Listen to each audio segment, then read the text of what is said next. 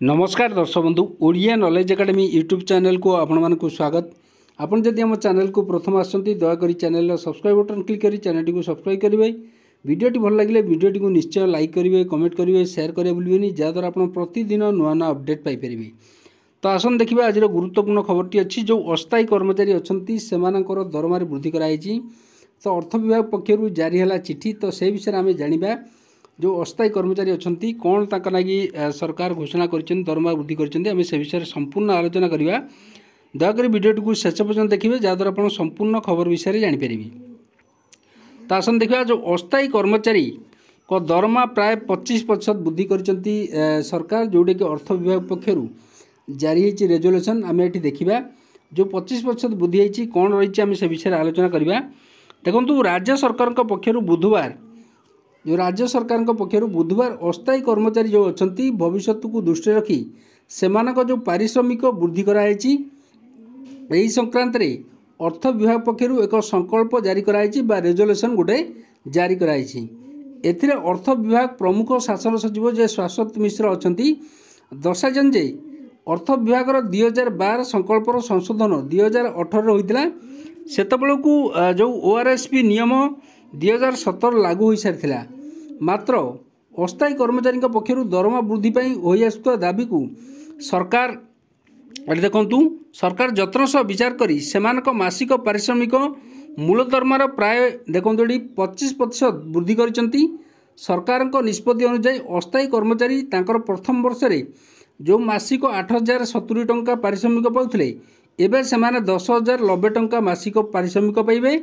सेमती द्वितीय वर्षर कर्मचारी पारिश्रमिक जो 8,480 टंकार 10,600 टंका को वृद्धि करापरी तृतीय वर्ष लगी जो 11,140 टंका, चतुर्थ वर्ष 11,700, पंचम वर्ष 12,290 टंका, षष्ठ वर्ष लगी 12,910 टंका एवं सप्तम वर्ष 13,560 टंका। ता सहित ये देखु अष्टम वर्ष जे चाकरी कर 8 वर्ष तांकर 14,250 टंका, नवम वर्ष 14,960 टंका एवं दशम वर्ष चाकरिया 15,710 टंका धार्य कराई।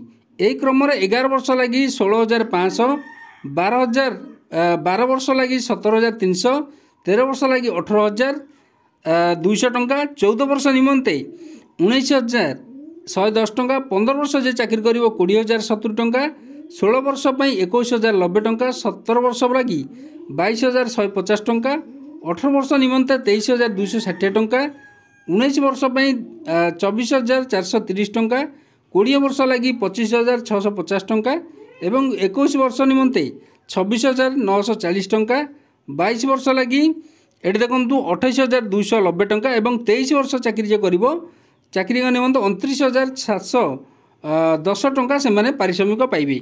तो यहीपरि भाव में सरकार जो अस्थायी कर्मचारी मुख्यतः अच्छा आप जानते बहुत दिन से समस्या थिला, अनेक समस्या रही दरमा वृद्धि रेगुलार एवं अनेक जो समस्या रही सरकार निकट में से विभिन्न प्रकार दाबी कर अस्थायी कर्मचारी दरमा वृद्धि कराऊ रेगुलार कराऊ।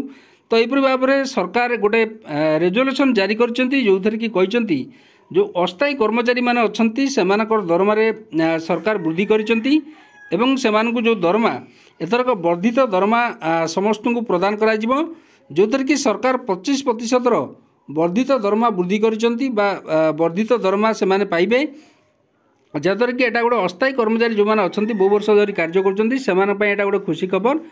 तो आज ये गुरुत्वपूर्ण खबरटी थिला।